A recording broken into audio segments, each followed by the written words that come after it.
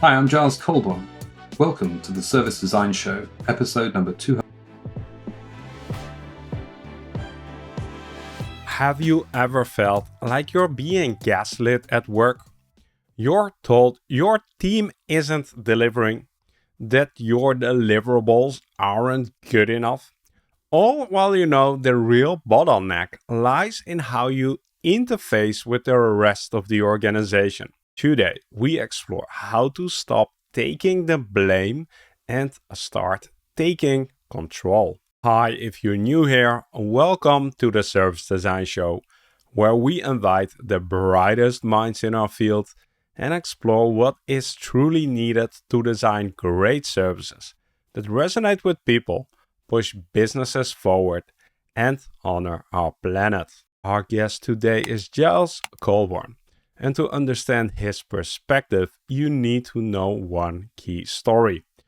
During the dot-com bust, a time of chaos when most agencies were shrinking, the human-centered design group he led actually grew. The reason? They were the ones who could prove with measurable data that their work made a real difference to the bottom line. That foundational experience of thriving by demonstrating impact when it mattered the most is more relevant than ever. In this episode, he uses that hard-won wisdom to diagnose why so many of us get stuck and what it takes to break free. So in today's conversation, you are going to learn how to diagnose if the problem is your team or the organization's interface with design, a counterintuitive strategy to stop trying to educate and start trying investigating your stakeholder worlds, how to uncover what your organization really values versus what it says it values, how to cultivate the confidence to ask the tough questions and lead through uncertainty, and practical ways you can take control of measurement to prove your concrete business impact. There's a revealing moment in our conversation that will really stick with me. Giles shares a story about a hospital project that was heading in completely the wrong direction based on a single faulty assumption. You'll hear how asking for just one number not only surfaced the real problem, but also saved the organization months of wasted work. This conversation offers a strong reminder of how the right question is often more valuable than the right answer. So join me for a great conversation with Giles Colborne, and I'll catch you at the end for my closing reflections. I'm your host, Mark Fontijn, and this is the Service Design Show. Welcome to the show, Giles. Thank you, Mark. It's great to be here. Nice. We are going on an adventure together with our listeners. We are going to try to solve a puzzle. And it's a really interesting puzzle that I think everybody recognizes. And that is, how do we take design from something that is being seen as a replaceable, superficial, nice to have into a force of growth, of satisfaction, of speed, of good things. You've done some really interesting research. You've got a lot of experience around that. And we're going to see if we can actually at least get some clues on how to solve this puzzle. Are you in for that adventure, Giles? Oh, absolutely. Thanks, Mark. Nice. Okay. So the first thing that you mentioned to me in your prep notes is that there seems to be a persistent misconception in business that human-centered design is a nice to have. Can you elaborate a little bit on that? What is your experience? There's a couple of things that kind of stand out for me.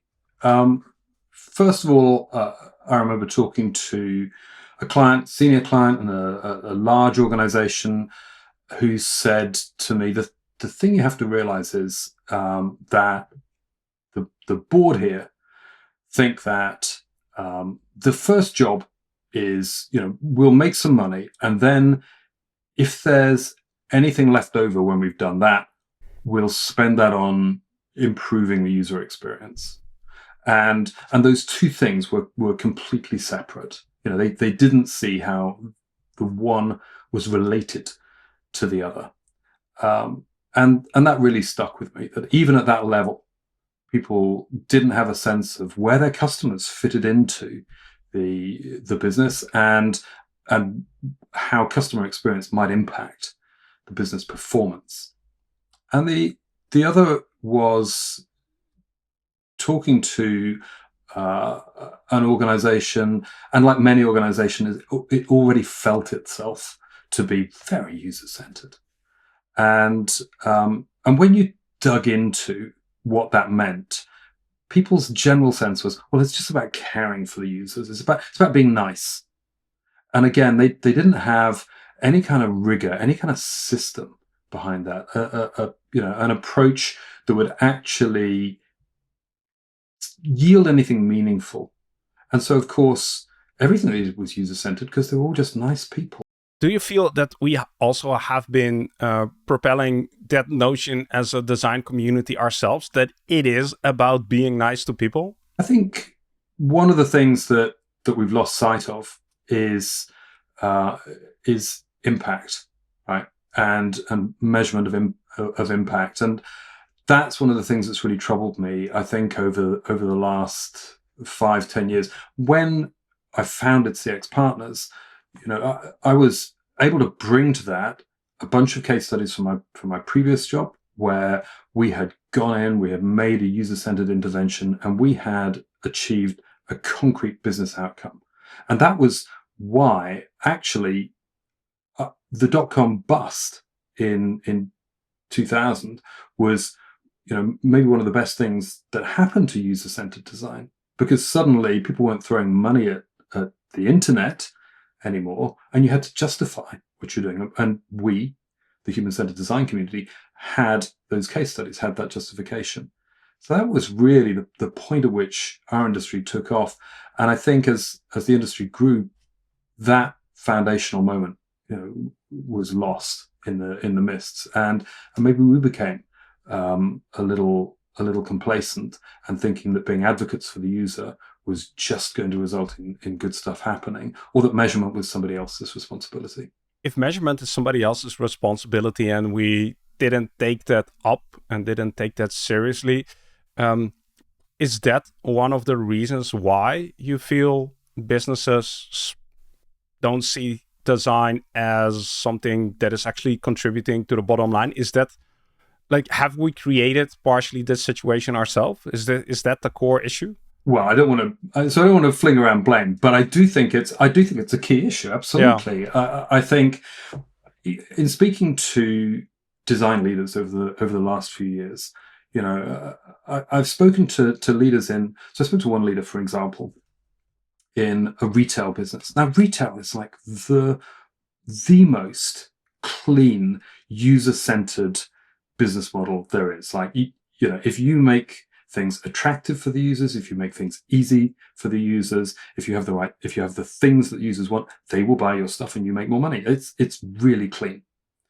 And this design leader in a huge organization had seen her team massively cut, and to the extent that the business had launched a new online checkout and had not involved the human-centered design team, like the most crucial, the place where the rubber hits the road.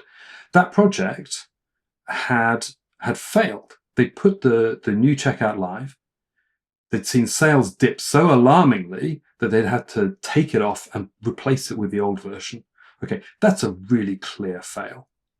But that team had never gotten itself into the business of measurement. That was somebody else's responsibility. And as a result, the organization, when it was trying to diagnose, well, what went wrong with that project, couldn't see that the lack of human insight into the design of their checkout in the money. And if you're not there, if you're not deeply embedded within that conversation about what are we measuring, and what's going on, and where is the value that we're bringing to projects, and where's the evidence that we're doing good, then even with a really simple business model, even with the numbers right there in their face, they'll get misinterpreted. The organization won't see them the way you see them. So you have to be part of that conversation. So this, and like you said, retail is a really interesting example because it's super clear. The user journey is quite clear. It's unfortunately not every service is this obvious, and then like this example about the checkout makes it even more tangible, as like you said, that is where the rubber hits the road and where you can feel the lack of user-centeredness in the actual sales. Now, we have a lot of situations where that is not so clear, but still you have done a study, a research, I think 3-4 years ago, where you looked at organizations that have a high degree of design maturity versus the ones that don't, and what is the difference? Is that a good summary? And if like, what came out of your research? So yes, that's a brilliant summary. We did some research with which was backed by Google and sponsored by Google, and they were keen to demonstrate the impact of investing in user-centered design to organizations. And so we studied initially 110 large organizations right across Europe, all sectors, government, retail, financial services, you name it. And we created a maturity model based on a number of dimensions. So thinking about what was going on with technology and infrastructure, what was going on with people and skills, what about processes, what about governance, how was the organization communicating, all of these factors, and also being being able to look very deeply into different aspects of how organizations ran. And what we found was that the most mature organizations, so the organizations that were at the end of the bell curve, and the top 36% of organizations, they were way faster to adapt to change. So they were able to make changes in weeks and months that the organizations at the bottom end were taking years to do. So far more responsive. Their employee satisfaction was way higher as well. So they were seeing employee satisfaction in that top sort of third. They 90% of their employees were highly satisfied. There's something really motivational because those employees were able to understand, well, this is how the organization helps our customers. For the people in the bottom third, employee satisfaction, highly satisfied employees, that was down at 20%. So it was much harder for those people to see what was going on. And most importantly, the organizations that were in the top third grew at about 9 times the pace of the rest of the organizations. So that top third had massive growth compared to everyone else. And it wasn't a function of, okay, these are younger organizations. The average age of those organizations was around 41 years for both the top third and the rest. That's quite shocking. And positive at the same time. So there seems to be a correlation between design maturity, where maturity is spread out across multiple factors, like you said, and the correlation in relationship to employee satisfaction, to speed of delivery, and to growth, right? 100%. Yeah, and really clear from the and we went on to gather data from 250 organizations. We doubled the size of that data set. And that gives us a really deep insight into the different stages of design maturity and what's going on in organizations as they kind of move up that scale, and why some organizations just stall. Why is it that some organizations get to the top of that tree and other organizations are still floundering around at the bottom? Yeah, so that is obviously the interesting question. Like, these results should speak for themselves. This is like what every board member wants, what every CEO wants. And somehow there are still like a lot of organizations who are investing in design and aren't able to reap the fruits of their investments. What have you found? Like, what's happening there?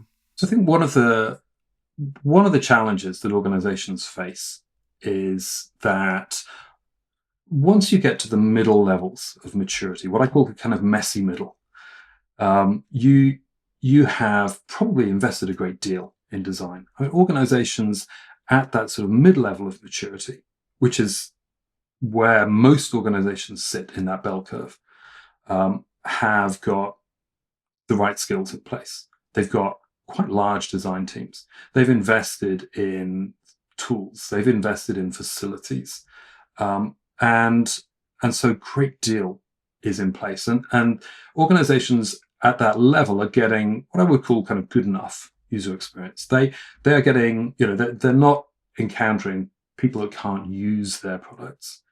They're doing pockets of amazing work, but they're not getting into the high rewards that you get if you're in the top third, and they're not organizations that are regarded as class leading. And I think part of the problem is that once you get into that messy middle where you've got a lot of investment going on, you've got a lot of people going on, the things that you need to do to get to the higher levels are quite different. It's not about investing in design.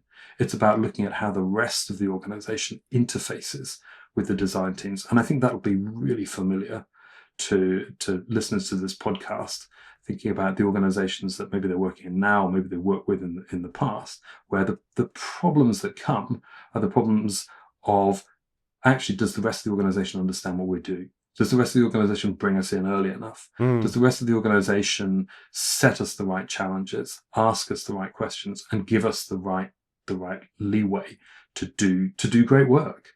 And the answer for people in the middle is no. And the things that the organizations at the high end of maturity have got right is they've really figured out how to communicate between the human-centered design teams and the rest of the organization.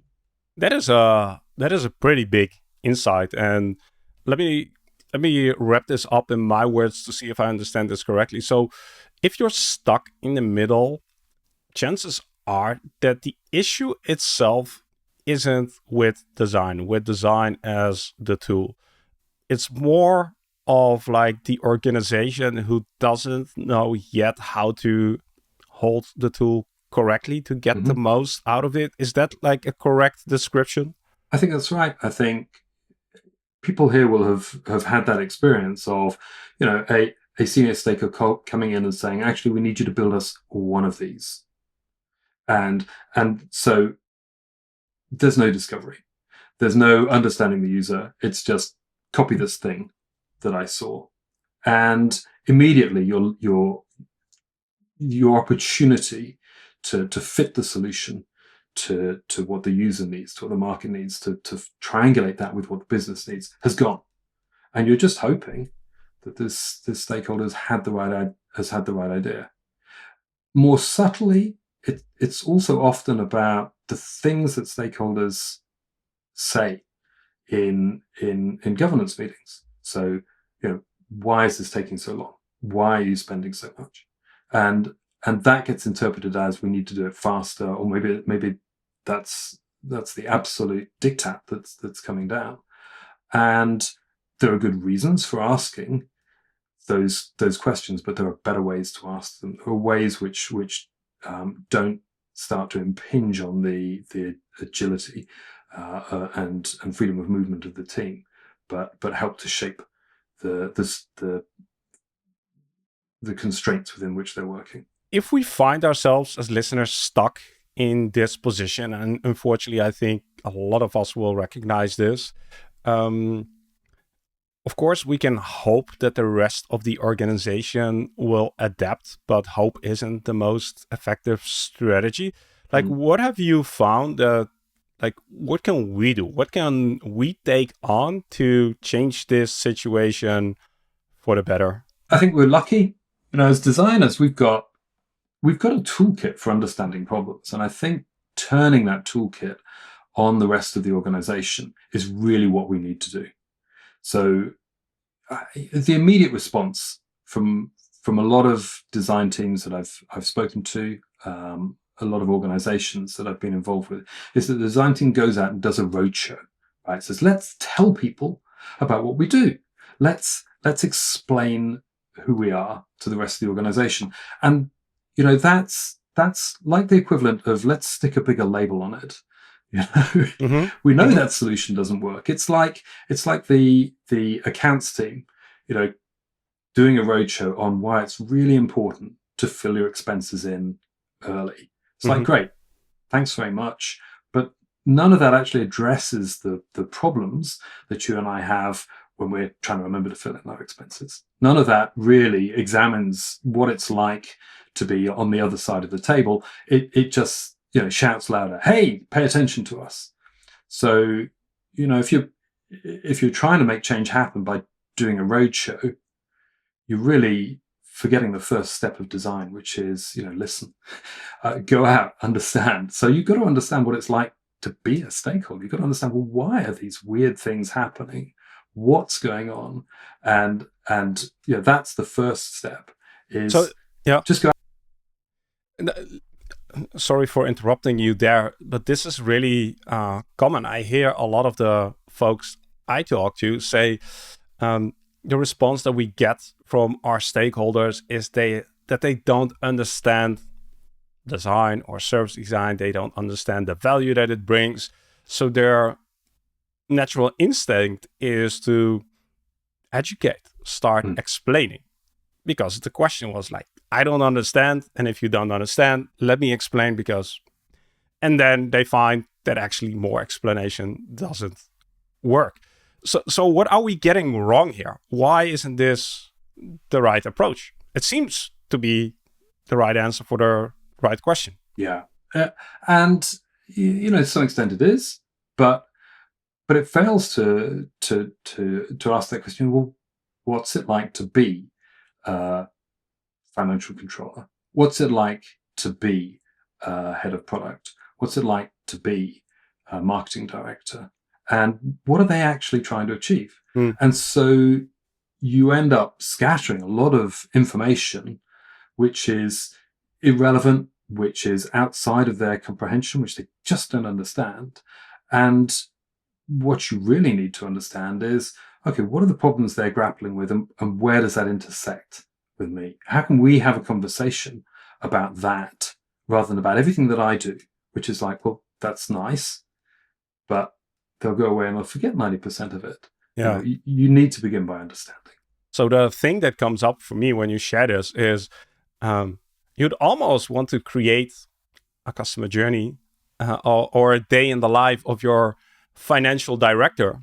Understand what they are going through, their pain points, and try to weave and connect our design approach into that instead of putting that burden up on the listener of having to translate, okay, here's a generic story about design and the value it brings, and then trying to figure out, okay, how is it relevant for me? We should sort of flip the narrative. Is that a correct assumption? 100%. And that's why I say we've got an amazing toolkit for creating change, an amazing toolkit for doing this stuff. And it's right there in front of us. And we are really good at that. And I can imagine that it's also a lot of fun to actually start better understanding what your colleagues and teammates are going through in the other departments. And then it becomes, I think, and I'm curious to hear your experience, and it becomes super easy to actually connect design, the value of design, to the pain points these people are experiencing. And then it becomes really easy to understand, okay, this is why you need design, right? This is how I can help. Yeah. Yeah, 100%. And, it's easy to think as well, you know what, I can go through a long list of the benefits of design. And, the benefits about improving ROI or reducing cost or expanding market or whatever it happens to be. Maybe all I need to do is just list those benefits out, and people will be so impressed at the length of the list. That doesn't work, because what they'll hear is, oh, this person is trying to do 10 things, only one of which is relevant to me. Okay, so if you list out all of the benefits of design, actually what you're saying is 90% of what I do isn't relevant to you. Asking the question first, finding the one thing that's relevant to them and talking about that will get their attention. So if we tie this into the research that you did, into the study and the outcomes, the benefits are very clear. And you'd expect people to immediately rush to this and start picking up the lessons. But I can imagine that they haven't yet. And is like, have you had any challenges or issues of communicating the outcomes? I think the benefits of moving up that maturity model absolutely are clear. One of the things that we found is that the state of the world today, the state of companies today, and the state of maturity in the market today means that actually most of the benefits are concentrated at that higher level. So we live in a world where every company has digital services and a digital interface with the outside world. And that means that pretty much every big company you go to has a digital team, and there are designers working on that team. It wasn't like that 20 years ago. 20 years ago, most digital services did not work. And certainly when I started CX Partners with Richard Caddick, that was, the reality was you could go online to your bank, and it was 50-50 whether or not you'd be able to make a transaction. That's changed. All of these companies have designers working on the inside, and they can build good enough services. Okay, so if you're going to stand out, you need to move to those higher levels. You need to move to the next space. And the difficulty, as I say, is that it's no longer just about design. It's about how design interfaces with the rest of the business, and that's quite a hard leap. What happens is the rest of the business looks at the design team and says, "Well, our designs aren't very good. These people must not be very good," and that's a really common message from stakeholders when I'm brought in to help them improve their design teams. Is, well, we just don't think our team's up to it, and really, in most cases, it's about the interface between the teams and the rest of the organization. So this is such a common frustration for all of us listening. There is a sense of gaslighting in there as well, like you're not doing a good enough job, and do a better job, basically. Instead of looking at the context, the environment in which you're trying to apply this tool of design. Yeah. So when you say it's about the way design is interfacing with the organization, like what is maybe the common scenario versus what is the ideal scenario? The common scenario is, I think I've mentioned it before, build us one of these. We've seen that a competitor has launched one of these. We've seen that a unicorn has one of these. So we want one too. And the design team looks at that and goes, well, that may not be relevant to our product suite. That may not be relevant to our customers. We need to design it slightly differently for our business. And, or even is that the best way to solve our users in their context? None of those questions get asked. And I think that's probably a pretty common challenge. And you have to ask yourself, where does that come from? Why are stakeholders doing that? And most of the time, stakeholders are doing that because they don't have one of the things that I think designers are trained to have, which is that ability to sit with a problem. They're like, see a problem, our competitors are doing well. Our competitors have a product that we don't have. And jumping to and they'll jump to a solution rather than go, well, that's interesting. I wonder what next. And the design team wants to do that. Stakeholders, they need a solution quickly. So that becomes the deal. So you're tapping into a very interesting challenge with I would refer this to culture. And I've often had a conversation here on the show where the question is whether or not design is inherently incompatible with how most organizations are set up. Organizations are set up for efficiency, for speed, for cost reduction. They are solution oriented. So a lot of these things that are exactly the opposite of how design operates or how you get the most out of design. How do you see that? Is that it? Can we bridge that gap?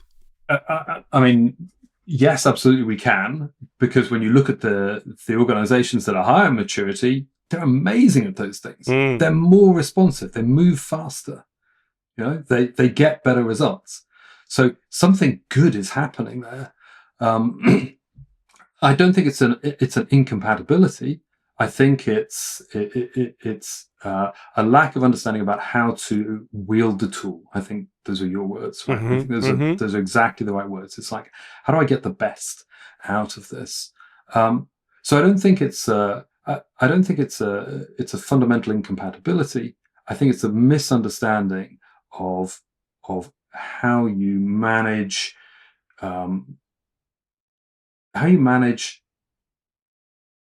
uncertain change, how you manage complex change, how you manage the things that design is supposed to deal with. Because complex change, uncertain change needs that designer's toolkit in a way that incremental change or continuous change does.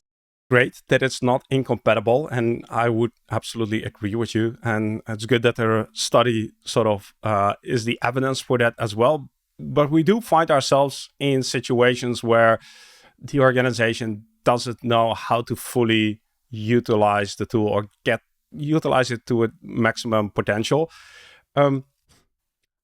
What is your experience with regards to how do we cross that chasm? Is this like somebody who's stuck in the middle and wants to get to the higher level? Is that a slow moving slowly up a mountain, or do you have to make a big mindset leap? How do we get to that next level? That's a really good question. And actually, earlier you said, there seems to be this cultural divide, and I think that's exactly the right word. When I'm looking at, okay, what is the difference between somebody that's in that mid-level and organizations at that higher level, it is about a cultural understanding of how we manage change. So organizations at the mid-level, they've got a lot of design process, right? Organizations at the high level, they've got the culture and governance, the stuff that goes around the design, right? And it is challenging because that stuff, if you are a designer within an organization, that stuff doesn't belong directly to you. But you do interface with it. And that means there are opportunities to change there, because change can take place at that interface. And so it goes back to, well, first of all, you need to research your users. You need to understand what's going on the other side of that interface. And then secondly, you need to think about, okay, what are the right interventions? What are the right ways we can make change happen? I'll give you an example of that. I mean, part of governance is compliance, say, in financial services organizations. And we were working with a financial services organization a couple of years ago, where the compliance team had a new piece of regulation. We needed to make sure that the process adhered to that new regulation as part of our redesign. Now, traditionally, what would happen is they would come in sort of once you'd got a pretty good prototype and tell you it was wrong, tell you all the reasons that it failed. And simply by involving that team early on in the process, making sure that they were present in meetings, making sure they were part of the discussion about what it would take to meet that regulation, completely flipped their approach. And it meant that they were providing ideas, information, early on in that process, which was valuable. And they were also having their sense of where risk was changed. That they could see that actually it wasn't a thing that was being built, it was an interaction between customers and the thing. And therefore, they needed to think about how customers were interacting with the thing. What happened when it came to those gates where they were looking at approvals was they were asking for the outputs of user research. They were asking, well, what did customers say about this? It completely flipped their behavior. So understanding that other team, understanding what governance looks like, and changing the way that you interface with them has a profound impact. And you can do that even from within the design space. You can start to work across the divide. Now, I like this example because how can you be a role model of the culture that you need or that you're striving for? And I really liked how you, and maybe this is an oversimplification, but how you framed it as optimizing and improving the design process versus establishing and nurturing and growing a design culture. Like, process is easy for organizations. Like, it's off the shelf, it's controllable, it's predictable. You can, quote unquote, buy a training to get you through the process. Culture is a completely different beast. And establishing culture or changing culture, like, that's super hard. How do you do that? It takes years. So maybe also the question here is, I can imagine somebody listening to our conversation today and then sharing this with their manager, I don't know, with their CEO. And the message is, we've got that design process under control, but we need to start building a design culture. Like, I can imagine that CEO going, yeah, okay, here's another thing that we need to do in order to accommodate design. Like, what would your response be? I mean, my response would be, start by listening, right? It would not be, walk into the office and say, hey, we need to do this for design. It would be, what are we trying to do for the business? It would be about asking those questions. The two things happen when you do that. I mean, first of all, you signal to the stakeholder outside of the design team, you actually care about what they want, about what the business wants. That's a huge signal. That builds trust right away. And secondly, you're going to get some information back. You're going to begin a conversation where you start to build up a much better picture of what matters to them right now. So absolutely, I would begin by listening. And with that picture of, okay, where does design fit into the business?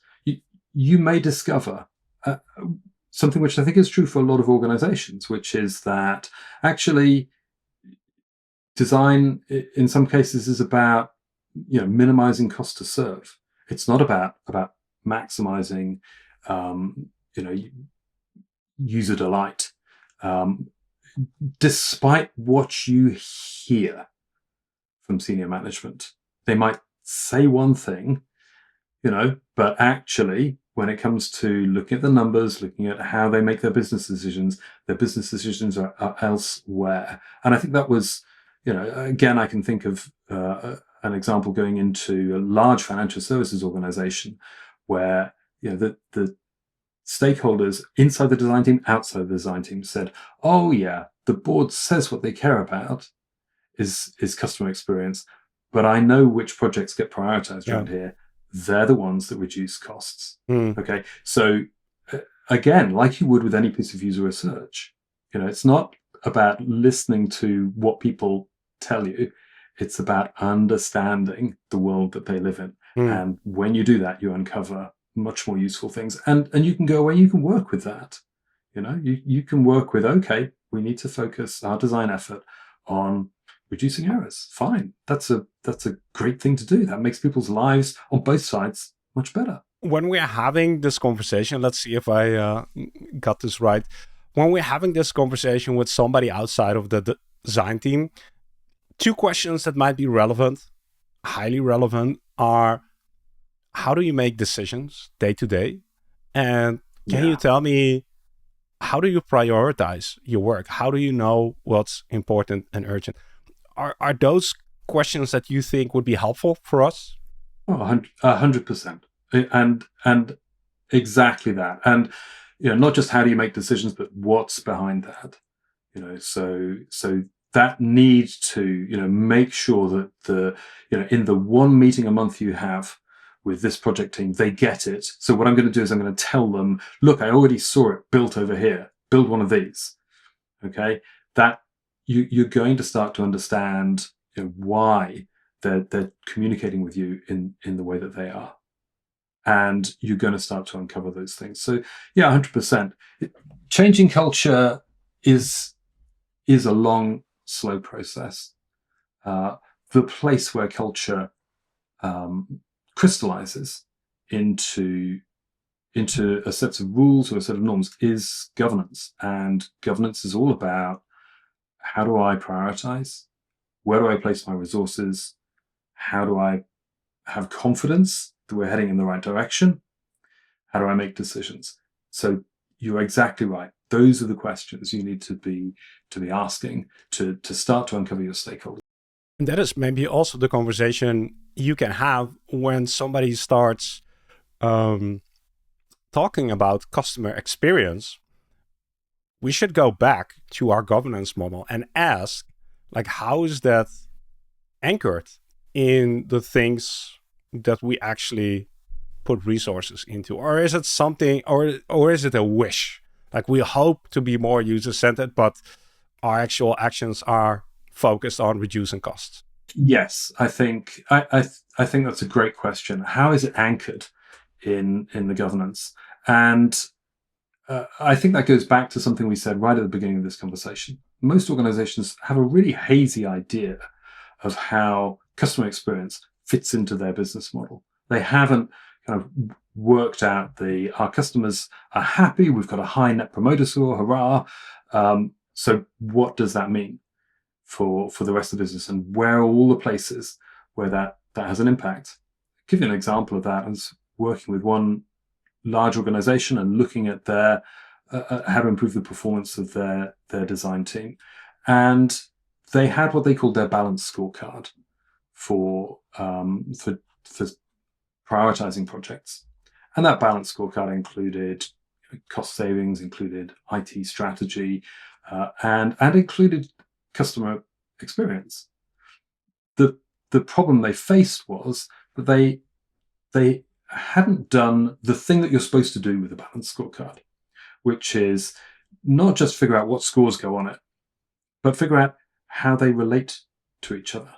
Figure out what is the model that connects all of these things.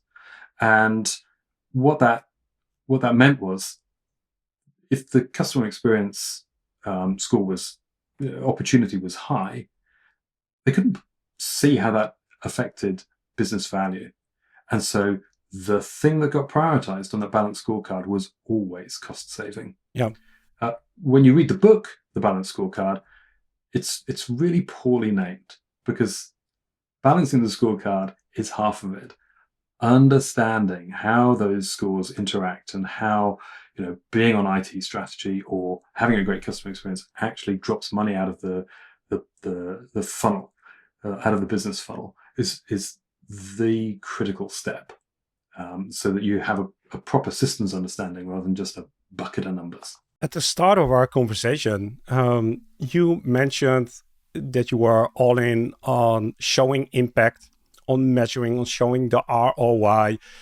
Do you feel that it is our role as a design community to translate the work that we're doing into how it is impacting the stuff that is on a balanced scorecard, for instance? Or are we stepping into a place which isn't ours?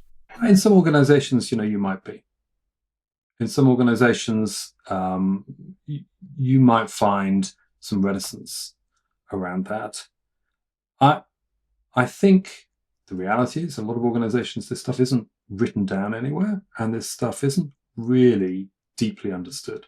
So you're probably adding to a blank sheet of paper in those organizations, and you're probably working alongside somebody who's grateful to have that input. As a counterpoint to the retail organization where the design team had withdrawn completely from the impact and understanding of metrics on their work.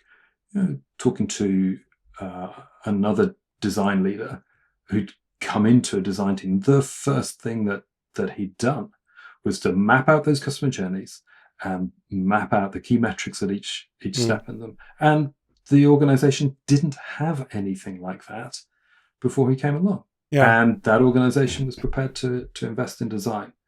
So I think what you'll find is if you start talking to people whose job it might be to do those things, you're gonna find some common cause, and you're going to find people who are glad that you're taking an interest in what they do, and you're going to add to the conversation. Yeah. So creating that overview, even though it might not explicitly be our job, is going to make the conversations that we're having a lot easier. And this is also what I've been hearing a lot from the audience is my manager doesn't even know why they hired me. Like, it's really hard to have, why am I even here? Like, that's a lot what I've been hearing. And it is sort of a weird situation that you have to justify your existence within an organization. But if that's the case, then the best thing you can probably is try to visualize, map, understand why you are here, have those conversations. Exactly, 100%. My manager might not know why I'm here, but he knows what questions his manager is asking him, or what questions her boss is asking her, and and that's the essence of agile leadership, right? Is understand the commander's intent, understand what it is that your boss's boss is trying to want, and try and draw a line between those things and you. Yeah. And like you said, that isn't something that we are unfamiliar with. Like, exactly. We know how to do this stuff. So if that's the case, if we know how to do this stuff, why aren't we doing this more? I think, one, because work piles up, right? Events happen. You get into work, there's emails, there's things to do. And this kind of long-term thinking, long-term planning kind of gets lost in the noise of it. The other thing is, well, there's a metrics team. They must have a handle on this, right? And it's only when you go away and inquire and scratch around that you discover that actually they only have a partial view as well. And I think those sorts of problems about one, well, I'll do that, but I'm too busy right now, and somebody else will take care of it, are big draws. And certainly working with design teams, again, saying we're going to start this project and we're going to map out what the key metrics are, is a kind of a motherhood and apple pie thing, right? What do you mean? Yeah, we'll do that. Yeah. You walk out of that first meeting and nobody mentioned the metric. Everyone was like, well, which users should we recruit for the user research? It was all the day-to-day problems and none of those big long-term problems. And I think some of those big problems, big questions require us to think in ways which are maybe slightly uncomfortable. And again, that's a reason why things don't get done. It's much easier to solve the problem that's right in front of you rather than.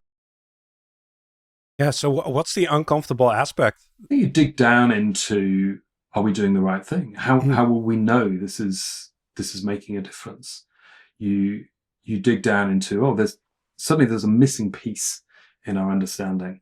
I think for me, one of the ways in which I think is to write stuff down. And one of the things I find all the time when I write stuff down is an idea that seems perfectly formed in my head suddenly has little gaps in it when I write it down. And I think that's the same of projects. If you try and map out a project and say, well, how does what the user does over here impact the money that comes out of the pipe over there, or the money that we save over there, you discover that there are all these sort of gaps in your knowledge, all these places where you're like, we can't quite start yet because we don't have all the information. and that's a little bit uncomfortable. I can imagine that it's also uncomfortable because if you do find those gaps, which you inevitably will, you don't want to be seen as the person who is delaying things, who is asking tough questions. Like the organization is about, like, we just need to do things that we're currently doing, just do them faster and cheaper. Yeah. Like, don't ask questions, like, move forward. There is no time for reflection. Yeah, that's right. And I think you have to kind of carry some confidence with you in that. The only way to overcome that is to say, this is going to make things go faster. This is going to make things go better. I was doing some work for a hospital group a few years back, and they had asked us to start a piece of work because one of the things that was going wrong was patients weren't turning up for appointments. And when patients didn't turn up for appointments, that meant that that there were cancellations, that their consultants and their doctors and their administrative staff and nursing staff were all wasting their time. And I'm like, okay, do we have some numbers around this? Do we know what our benchmark is here? Do we know, can we kind of baseline where we're starting from? No, we don't. Okay. I can get that for you in 24 hours. I just need to speak to these people, was my response. I went away and spoke to their call center staff who were on top of those numbers, who had those numbers. What I discovered was that almost all of the appointments were actually cancelled by the hospital staff, not by the patients. And we discovered that the problem had been framed completely wrongly. Now imagine if we hadn't looked for that piece of that number, if we hadn't looked for that piece of information at the start of the project, we would have headed off in completely the wrong direction. And we wouldn't have had any opportunity to kind of change what was going on for the business. That is a great example. And I think a classic example of it's much cheaper to fix issues at the start than sort of fix them at the end. But you also mentioned something very important really quickly, and I want to double click on that. Is you mentioned that you need to bring a level of confidence. And could you elaborate on that? What do you mean with, like, how do we bring that confidence? Where do we need to bring that confidence? There's always a number, there's always a signal, there's always something that you can do to kind of test an assumption. And I think it's that confidence that, you know what, I can shine a little bit of light on this in a couple of days. If all I need is access to the right people. And I think that's it. I think it's simply recognizing that if we scratch around and engage with the problem, we'll uncover something. Know what it is, but it will be important. I think we probably all have stories like that in our locker, where we can say, okay, I asked the question, I got a really valuable piece of information. Bringing those along, giving the person, the stakeholder, some confidence that this is going to work, is the key. And this is, again, something that we should be really good at, leaping into the unknown, but it requires a certain level of boldness, of optimism, where you make maybe a big ask, like, can I get access to these people who you know that you normally might not get access to, or you confidently say, I know that if we follow this process, we will improve the results, but you don't know yet how. And I think it's speaking about culture, it's in the design culture to be quite humble, realistic, conservative in those aspects. And often that's working against us in these situations. You may be right there. You may be right. I think the essence of leadership is people follow certainty, right? And actually, we do have things that we can be confident in. I do know that if I measure stuff, it's way easier to get a better result than if I don't. I do know that if I follow the steps of the design process, I'm going to learn more and get a better result. I do know that if I apply the toolkit that I've got to a complex problem, I can make a difference.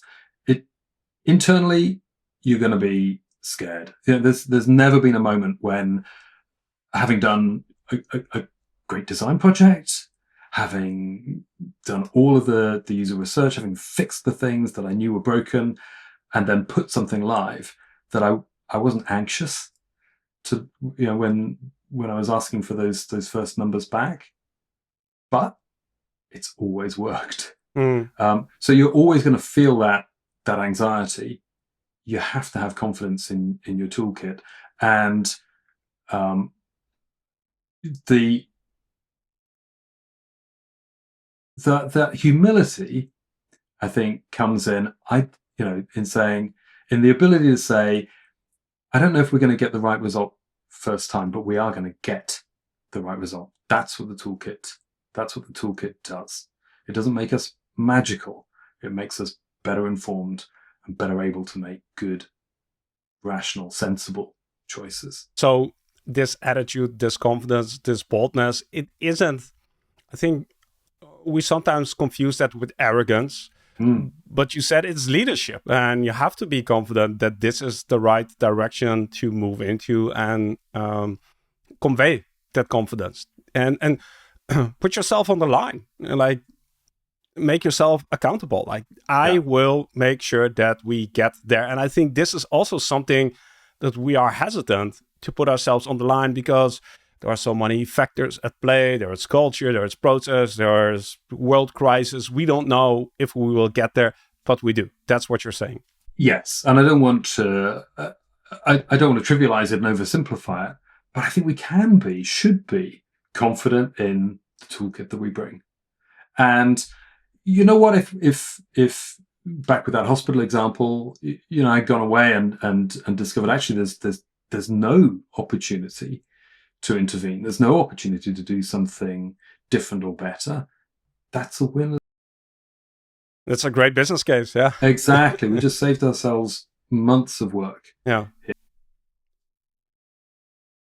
That you've got to frame the win, and you've got to recognize it's an uncertain world, and you've got to recognize that making good decisions is the name of the game.